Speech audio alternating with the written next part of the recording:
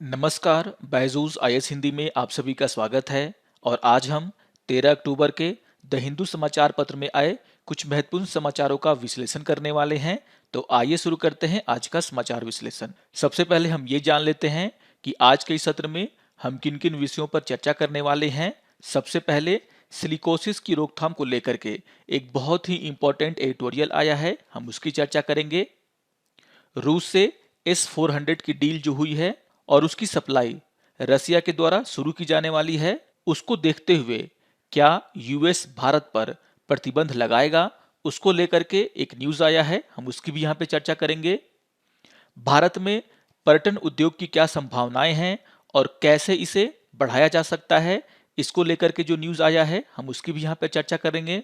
MHA के द्वारा गोरखा नेताओं के साथ बातचीत शुरू की गई है, इस इंपॉर्टेंट न्यूज को भी हम देखेंगे। यहाँ पर मैं आपको बता दूंगा कि आखिर ये मामला क्या है। फ्रांस के द्वारा अपनी अर्थव्यवस्था में सुधार करने के लिए $35 बिलियन के एक योजना का घोषणा किया गया है, इस न्यूज को भी हम देखने वाले हैं। और सबसे अंतिम में इन विषयों पर आधारित मुख्य परीक्षा के अभ्यास प्रश्नों पर भी हम चर्चा करेंगे। तो आइए शुरू करते हैं आज के इस सत्र को। आज के पेपर के पेज नंबर 6 पर एक एडिटोरियल आया जिसका शीर्षक है do not breathe easy on the silicosis prevention policy, और ये टॉपिक जीएस पेपर 2 गवर्नेंस से जुड़ा हुआ है। इस एडिटोरियल में सिलिकोसिस बीमारी को लेकर के चर्चाएं की गई हैं। ये बताया गया है कि किस तरीके से कोविड-19 जो कि पिछले साल ही आया है, उससे पहले से ही सिलिकोसिस के कारण हजारों लोगों की जानें गई हैं। और जिस तरीके से कोविड-19 एक महामारी है, उसी तरीके से सिलिकोसिस भी एक महामारी है, लेकिन हमारे देश में इसको लेकर के ज़्यादा चर्चा नहीं होता है। यहाँ पर इस बात को समझाने का प्रयास किया गया है कि सरकार को हर साल हजारों श्रमिकों के जीवन को लेने वाली एक जानलेवा बीमारी यानी कि सिलिकोसिस की यहाँ पे चर्चा हो रही है, रोकने के लिए प्रयास करने चाहिए। और यहाँ पर इस बात को चिन्हित किया गया है कि कोविड-19 के आने के बहुत पहले भारत में खदानों, निर्माण और कारखानों में लगे अनगिनत श्रमिक धूल, अत्यधिक शोषण और उदासीनता के कारण इसका शिकार हो रहे थे और मारे जा रहे थे। और ऐसा अभी भी जारी है। और इसी को देखते हुए सरकार को इस जानलेवा बीमारी के रोकथाम के लिए भी प्रयास शुरू कर देने चाहिए। यहाँ पर राजस्थान मॉडल का जिक्र किया गया है। यहाँ पर कहा गया है कि राजस्थान, जिसका देश के खनिज उत्पादन में 17% से अधिक हिस्सेदारी है, उसके द्वारा 2015 में राजस्थान महामारी रोग अधिनियम 1957 के तहत सिलिकोसिस को महामारी के रूप में अधिसूचित किया गया और ऐसा करने वाला यह पहला राज्य था। इसके बाद हरियाणा ने 2019 में सिलिकोसिस को लेकर के एक नीति की घोषणा की, लेकिन आपको यहाँ पर ध्यान में रखना है कि राजस्थान वह पहला राज्य है जिसने सिलिकोसिस को महामारी के रूप में अधिसूचित किया। आपको ये ध्यान में रखना है कि सिलिकोसिस रोगों को न्यूमोकोनियोसिस बीमारियों के परिवार का हिस्सा माना जाता है और ये बीमारी धूल के संपर्क के आने के कारण होती है, जिसे हम व्यावसायिक रोग के नाम से भी जानते हैं, जो कि लाइलाज है। लेकिन आपको यह भी ध्यान में रखना है कि उपलब्ध नियंत्रण उपायों और प्रौद्योगिकी का सहारा लेकर के इसे पूरी तरीके से रोका जा सकता है। और इसी को देखते हुए राजस्थान में सामाजिक न्याय और अधिकारिता विभाग के द्वारा सिलिकोसिस पोर्टल बनाया गया, जिसमें इस रोग से ग्रसित लोग अपना पंजीकरण करा सकते थे और यहाँ पर जिला स्तरीय न्यूमोकोनियोसिस बोर्ड के माध्यम से उनका इलाज होता है और जिला खनिज फाउंडेशन ट्रस्ट के फंड से उन्हें मुआवजा भी दिया जाता है। और इस फंड में आपको ये ध्यान रखना है कि खदान मालिकों के द्वारा योगदान दिया जाता है। और इसके लागू होने के 2 वर्षों के अंदर ही राजस्थान में सिलिकोसिस के 25,000 से अधिक रोगियों का पता चला, उनका इलाज किया गया, उन्हें मुआवजा दिया गया। और यहाँ पर यह भी बताया गया है कि इन 25,000 लोगों में से लगभग 5,500 लोग ऐसे थे जिनकी इस बीमारी से पहले ही मृत्यु हो चुकी थी। तो कहने का आशय ये है कि राजस्थान के द्वारा इस बीमारी की गंभीरता को समझते हुए अपने यहाँ सिलिकोसिस पोर्टल को बनाया गया और उसके माध्यम से बहुत सारे लोगों का इलाज किया गया। जिन लोगों ने इस बीमारी के कारण अपनी जान गंवाई, उन्हें मुआवजा भी दिया गया, जो कि एक सराहनीय कदम है। लेकिन यहाँ पर सिस्टम में कमी का भी जिक्र किया गया है। यहाँ पर खदान मालिकों को लेकर के बहुत ही महत्वपूर्ण बातें कही गई हैं। यहाँ पर कहा गया है कि जो भी मामले सिलिकोसिस के रिपोर्ट किए जाते हैं, उनमें से बहुत कम मामले ऐसे होते हैं जिनको खदान मालिकों के द्वारा अधिसूचित किया जाता है, या फिर जो जांच करने वाले डॉक्टर हैं वे इसके बारे में कोई रिपोर्ट नहीं देते। यहाँ पर एक बहुत ही महत्वपूर्ण बात कही गई है जिसको आपको समझना है।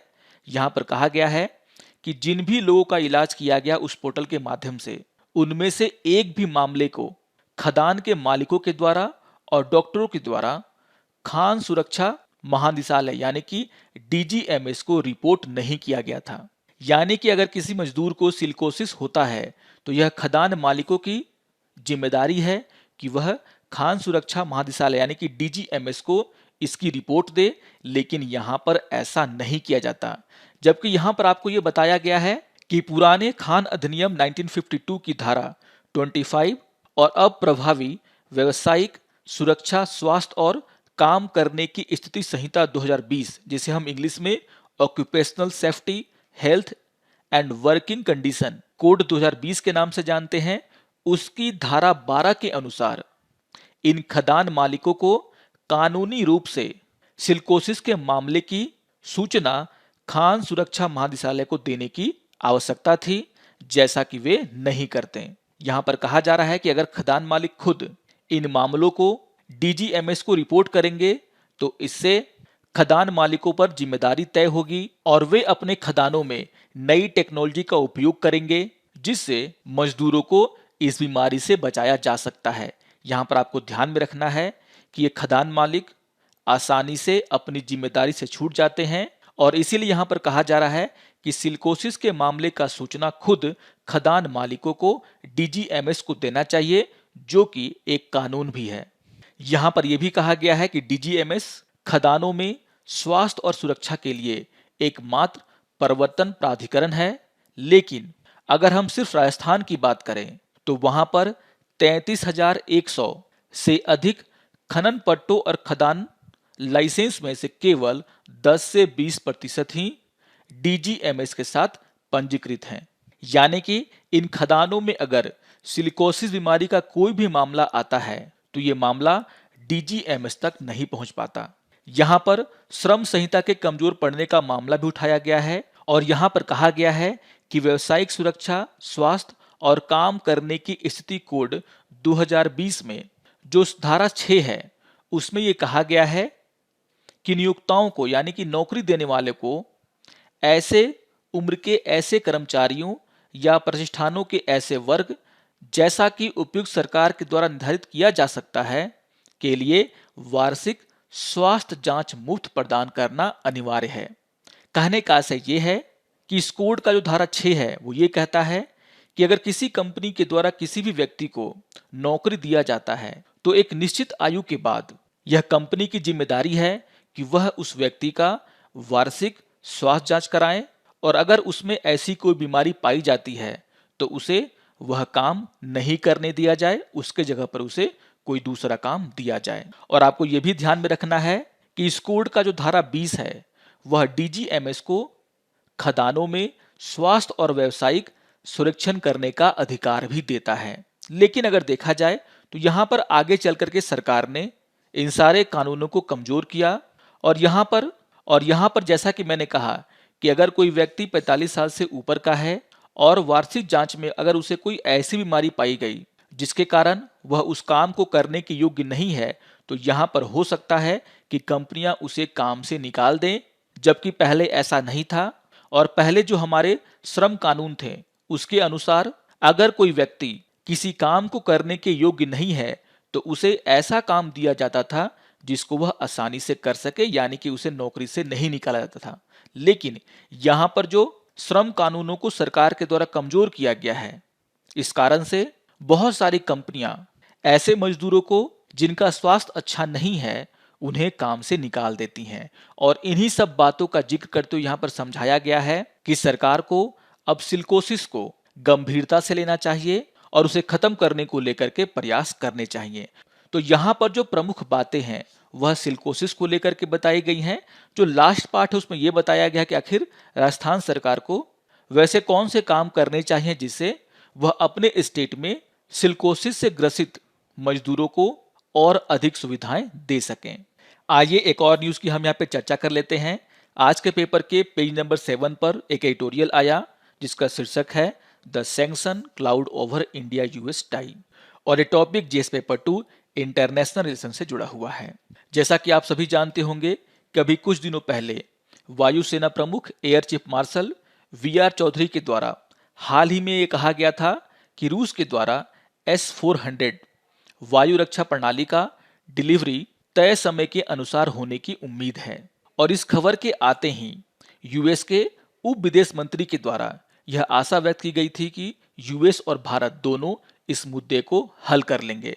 यहाँ पर मुद्दा क्या है उसी को सबसे पहले समझाया गया है। मुद्दा यहाँ पर यह है कि अगर भारत यह मिसाइल सिस्टम रूस से लेता है तो हो सकता है कि अमेरिका के द्वारा काटसा यानी कि काउंटरिंग अमेरिकाज एडवर्सरीज के तहत भारत पर प्रतिबंध लगाया जाए।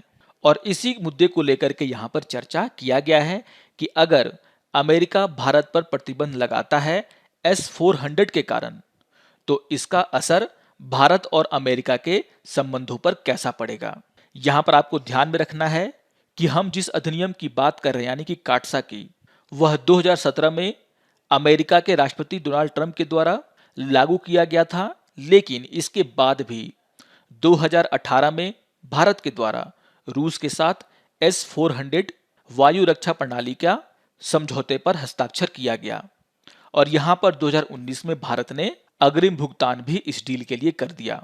और अगर हम इस मिसाइल सिस्टम की बात करें तो यह पूरा का पूरा मिसाइल सिस्टम 2020 से 2023 के बीच में भारत आना था और इसके आने की शुरुआत अब होने ही वाली है। और इसी को देखते हुए ये मुद्दा बहुत ही तेजी से उठा है। भारत और अमेरिका के बीच में इस मुद्दे को लेकर के काफी चर्चाएं हुई हैं। यहां पर भारत के द्वारा अमेरिका को यह समझाने का प्रयास किया गया है कि जैसी स्थिति भारतीय उपमहाद्वीप में है उसको देखते हुए उसे इस मिसाइल प्रणाली की बहुत ही जरूरत है। आप जानते हैं कि हमारे एक तरफ चीन है, दूसरी तरफ पाकिस्तान है और दोनों के साथ हमारे रिश्ते जो हैं अच्छे नहीं हैं। और इसको देखते हुए भारत के द्वारा अपनी रक्षा के लिए इन मिसाइलों की जरूरत को बताया गया है। और भारत के द्वारा यह आशा जताया गया है कि अमेरिका भारत की इस मजबूरी को समझते हुए भारत पर कोई भी प्रतिबंध नहीं लगाएगा। आपको यह ध्यान में रखना है कि काटसा तब पारित किया गया था जब अमेरिका ने रूस के रक्षा और खुफिया क्षेत्र में व्यापार को हतोत्साहित करने का प्रयास किया, यानी कि वो नहीं चाहता था कि दुनिया के बाकी देश रूस से खतरनाक रक्षा प्रणाली खरीदें। इस अधिनियम के तहत अमेरिका के राष्ट्रपति को रूसी रक्षा और खुफिया क्षेत्रों के साथ महत्वपूर्ण लेन देन में लगे व्यक्तियों पर 12 प्रतिबंधों में से कम 5 लगाने का पावर मिल जाता है। और इसके द्वारा कौन कौन से प्रतिबंध लगाए जा सकते हैं इसके बारे में भी यहाँ पे चर्चा किया गया है। यहाँ पर बताया गया है कि इन प्रतिबंधों में निर्यात लाइसेंस लंबित करना, अमेरिका के संस्थाओं में इक्विटी और ऋण निवेश पर प्रतिबंध लगाना, यूएस के वित्तीय संस्थानों से ऋण पर रोक लगाना और अंतर्राष्ट्रीय वित्त संस्थानों से मिलने वाले ऋण को भी यहाँ पर रोकने का प्रयास किया जा सकता है। तो इस तरह के प्रतिबंध जो है अमेरिका के द्वारा उन देशों पर लगाए जाते हैं जो देश रूस से बहुत ही घातक रक्षा प्रणालियां खरीदते हैं। और यहाँ पर भारत के द्वारा S-400 डील को किया गया है। और आपको ये भी ध्यान में रखना है कि इसी S-400 डील के कारण तुर्की पर अमेरिका के द्वारा प्रतिबंध लगाया गया है और अमेरिका और तुर्की के रिश्ते खराब हुए। आपको यहाँ पर यह भी ध्यान में रखना है कि जो काटसा है उसमें कुछ छूट के प्रावधान भी हैं। इस अधिनियम में अमेरिका के राष्ट्रपति को यह अधिकार दिया गया है कि वह किसी मामले में किसी देश को छूट भी दे सकता है। और यहाँ पर कहा गया है कि अगर अमेरिका के राष्ट्रपति को लगता है कि उसके द्वारा उठाया गया कदम अमेरिका के हित में है, उनके देश की राष्ट्रीय सुरक्षा को खतरे में नहीं डालने वाला है और उनके जो सैन्य अभियान हैं उनको ये प्रभावित कर सकता है, तो इन मामलों के आधार पर अमेरिका का राष्ट्रपति किसी देश को इन प्रतिबंधों से छूट भी दे सकता है। और यहाँ पर यही बात कहा जा रहा है कि क्या अमेरिका के राष्ट्रपति भारत की स्थिति को देखते हुए और उसके साथ जो संबंध है अमेरिका के उसको देखते हुए भारत को ये छूट देंगे। और यहाँ पर ये आशंका जताई जा रही है कि अगर अमेरिका भारत पर कोई भी प्रतिबंध लगाता है तो इसका मतलब होगा कि भारत फिर से सैन्य हार्डवेयर की आपूर्ति के लिए रूस की ओर झुक सकता है, जैसा कि वह पहले से करता आया है। इस एडिटोरियल में समझाने का प्रयास किया गया है कि किस तरीके से भारत के द्वारा पिछले एक दशक में रूस से हथियारों की खरीद में लगातार गिरावट आई है। यहाँ पर स्टॉकहोम स्थित रक्षा थिंक टैंक सिप्री के एक रिपोर्ट का हवाला दिया गया है और यहाँ पर कहा गया है कि 2011 से 2015 के बीच में और 2016 से 2020 के बीच में भारत का जो हथियारों का कुल आयात है उसमें 33% की कमी आई है और यहाँ पर जो देश सबसे ज्यादा प्रभावित हुआ है वह है रूस। और यहाँ पर जो फायदा हुआ है वह अमेरिका को हुआ है। और यहाँ पर बताया गया है कि भारत के द्वारा रूस के साथ कुछ जरूर बहुत ही बड़े सौदे किए गए हैं, जिसमें S-400 का डील है, KA-226 हेलीकॉप्टर का डील है, ब्रह्मोस मिसाइल का डील है, AK-203 एसोल्ट राइफलों का डील है। और यहाँ पर कुल मिलाकर के देखा जाए तो ये सारे के सारे सौदे $15 बिलियन के होते हैं। लेकिन अगर हम इसकी तुलना रूस के साथ जो हुए सौदे हैं उससे करें तो यहाँ पर कहा गया है कि पिछले एक दशक में रूस के साथ गवर्नमेंट टू गवर्नमेंट जो सौदे हुए हैं उनकी कीमत लगभग $20 बिलियन तक है। और यहाँ पर लगभग $10 बिलियन के सौदों के ऊपर बातचीत भी चल रही है। यानी कि यहाँ पर रूस से जो हथियार हम खरीदते थे उसमें कमी आई है और इसका सीधा फायदा यूएस को हुआ है। और इसी को बताने के लिए यहाँ पर इसका एग्जाम्पल दिया गया है। यहाँ पर यह भी कहा गया है कि अमेरिका ने 2016 में भारत को एक प्रमुख रक्षा भागीदार के रूप में नामित किया और इसके बाद अमेरिका के द्वारा भारत को सामरिक व्यापार प्राधिकरण 1 का दर्जा दिया गया। इसका मतलब ये होता है कि अमेरिका भारत को महत्वपूर्ण प्रौद्योगिकियों में उसका हेल्प करेगा और अपनी जो टेक्नोलॉजी है वह भारत के साथ साझा करेगा। तो यहाँ पर यह बताने का प्रयास किया गया है किस तरीके से पिछले एक दशक में भारत और अमेरिका के बीच में जो रिश्ते हैं वह सुधरे हैं। और अगर अमेरिका के द्वारा भारत पर ऐसा कोई भी प्रतिबंध लगाया जाता है तो यहाँ पर इन रिश्तों में खटास आनी तय है। आइए एक और न्यूज़ की हम यहाँ पे चर्चा कर लेते हैं। आज के पेपर के पेज नंबर 7 पर एक एडिटोरियल आया जिसका शीर्षक है बूस्ट टूरिज्म थ्रू डिसरप्शन और ये टॉपिक जीएस पेपर 3 इकोनॉमी से जुड़ा हुआ है। जैसा कि आप सभी जानते हैं कि कोविड-19 के कारण जो लॉकडाउन लगा उसका जो असर है वो भारतीय पर्यटन और आतिथ्य क्षेत्र में काफी पड़ा है। और यहाँ पर इस क्षेत्र से जुड़े हुए जो लोग थे उनके नौकरियों पर भी इसका असर बहुत ही बुरा पड़ा है। काफी लोगों की नौकरियां यहाँ पर गई हैं और यहाँ पर इसी को लेकर के चर्चा किया गया है कि कोविड-19 के कारण जो नुकसान भारतीय पर्यटन उद्योग को पहुंचा है उससे कैसे उबरा जाए। आपको ये ध्यान में रखना है कि जो भारतीय पर्यटन उद्योग हैं उससे काफी लोग जुड़े हुए हैं और इसमें भविष्य में भी नौकरियों की अपार संभावनाएं हैं। और इन्हीं सब बातों को लेकर के यहाँ पर चर्चा किया गया है। यहाँ पर कहा गया है कि भारत सरकार ने हाल ही में 11,000 से अधिक पंजीकृत पर्यटक गाइडों के लिए वित्तीय सहायता की घोषणा की और यह भी कहा कि एक बार अंतर्राष्ट्रीय यात्रा फिर से शुरू होने के बाद पहले 5 लाख पर्यटकों को मुफ्त में वीजा जारी किया जाएगा। यहाँ पर भारत सरकार के द्वारा उठाए गए इन कदमों की सराहना की गई है और कहा गया है कि महामारी के पहले भी सरकार के द्वारा पर्यटन क्षेत्र को बढ़ावा देने के लिए कई पहल की गई थीं, जैसा कि विशेष देशों के लोगों के लिए विभिन्न श्रेणियों के तहत ई वीजा प्रदान करना, ग्लोबल मीडिया कैंपेन, पर्यटन पर्व उत्सव जैसे कार्यक्रम। और इन सभी कार्यक्रमों का जो इफेक्ट है वो भारत के पर्यटन क्षेत्र पर दिखना भी शुरू हो गया था, लेकिन कोविड-19 के कारण ये सारे काम कहीं पीछे छूट गए हैं।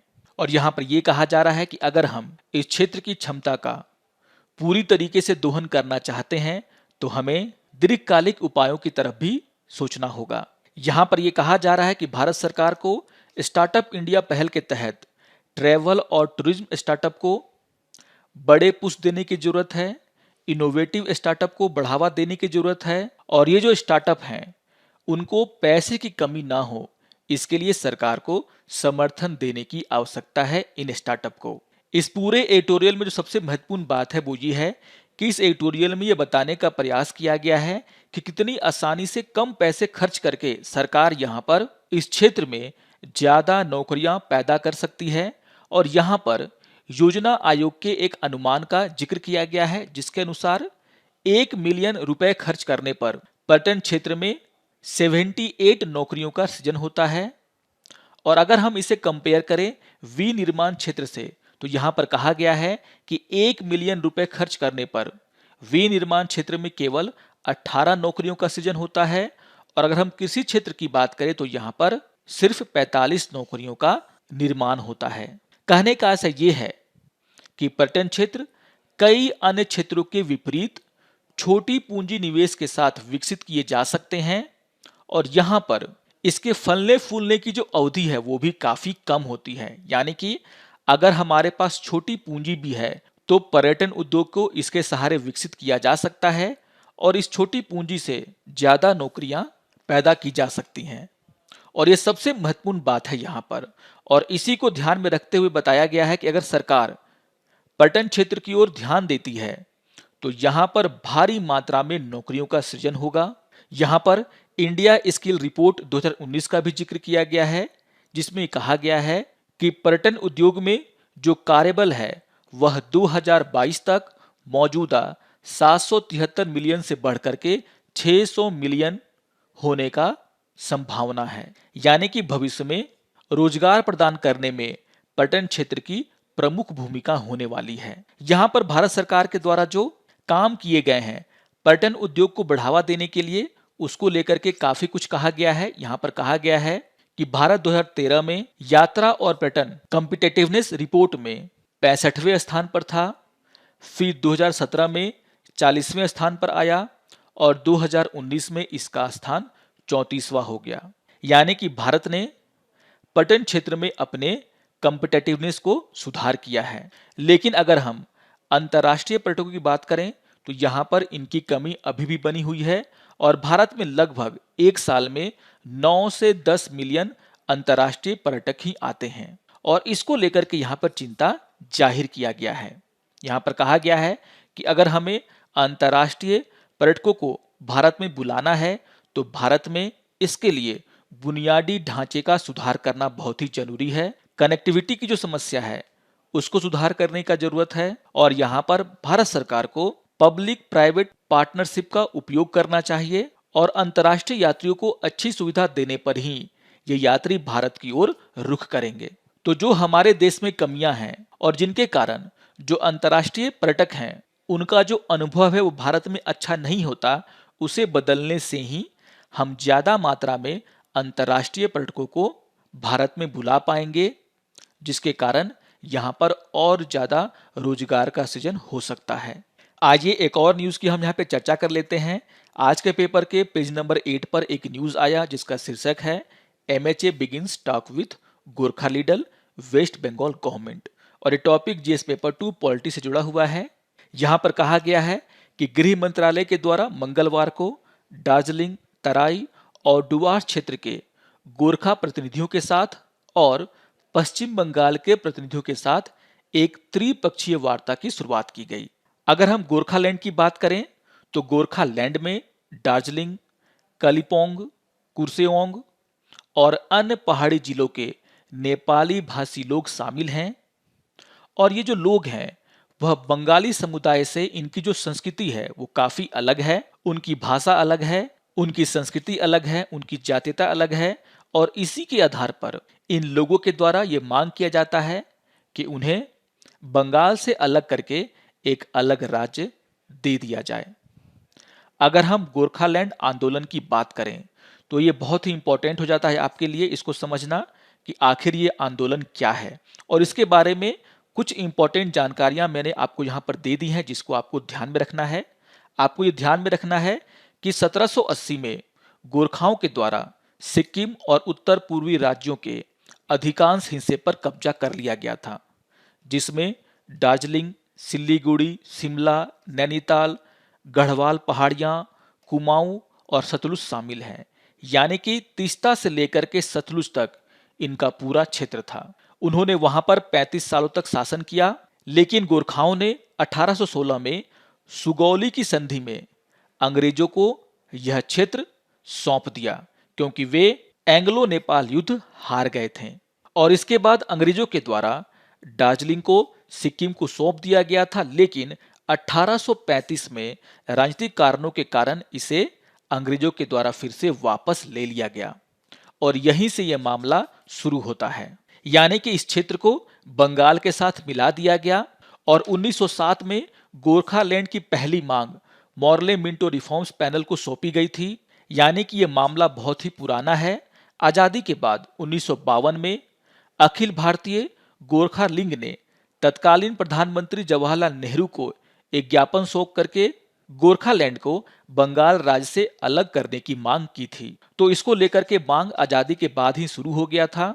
1977 से 81 के बीच में गोरखालैंड को लेकर के जब मांग बहुत ही तेज हुआ तो पश्चिम बंगाल सरकार ने दार्जिलिंग और संबंधित क्षेत्रों को मिलाकर के एक स्वायत्त जिला परिषद के निर्माण का समर्थन करते हुए एक प्रस्ताव सर्वसम्मति से पास किया और 1988 में दार्जिलिंग गोरखा हिल काउंसिल का स्थापना किया गया। लेकिन आपको यह ध्यान में रखना है कि 2007 में फिर से यह आंदोलन उग्र रूप लेने लगा और यहां पर गोरखालैंड के लिए जन आंदोलन गोरखा जन मुक्ति मोर्चा सुप्रीमो बिमल गुरुंग के नेतृत्व में हुआ। और यहां पर जब ममता बनर्जी पश्चिम बंगाल की सीएम बनी तो उनके द्वारा गोरखालैंड प्रादेशिक प्रशासन यानी कि जीटीए, जिसे हम इंग्लिश में बोलते हैं गोरखालैंड टेरिटोरियल एडमिनिस्ट्रेशन की घोषणा की गई और गुरुंग को इसका नेता बनाया गया।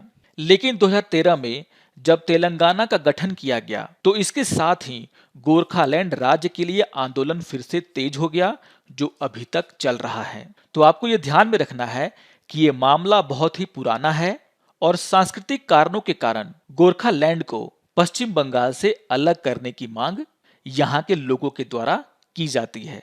आइए एक और न्यूज की हम यहाँ पे चर्चा कर लेते हैं। आज के पेपर के पेज नंबर 11 पर एक न्यूज आया जिसका शीर्षक है France unveil 35 billion revival plan और ये टॉपिक जीएस पेपर 3 इकोनॉमी से जुड़ा हुआ है।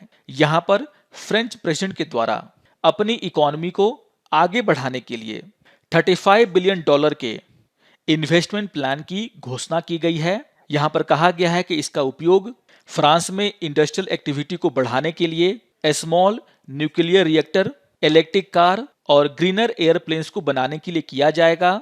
और यहाँ पर चीन और यूएस के द्वारा जो टक्कर फ्रांस को दी जा रही है उसको देखते हुए इस योजना को काफी महत्वपूर्ण माना जा रहा है। यहाँ पर जो राशि रखी गई है उसका लगभग 8 बिलियन क्लीन एनर्जी की टेक्नोलॉजी को बनाने में खर्च किया जाएगा, जिससे कि ग्रीन हाउस गैसेस का जो उत्सर्जन है उसे कम किया जा सकता है। यहाँ पर कहा गया है कि इस पैसे से स्मॉल और मॉड्यूलर न्यूक्लियर रिएक्टर को बनाया जाएगा और ऐसा करके फ्रांस जो है वह न्यूक्लियर एनर्जी पर अपनी जो निर्भरता है उसे 70% तक बढ़ाएगा। यहाँ पर जो पैसे रखे गए हैं उसका लगभग 4 बिलियन इलेक्ट्रिक कारों के निर्माण पर भी खर्च करने की यहाँ पर योजना है।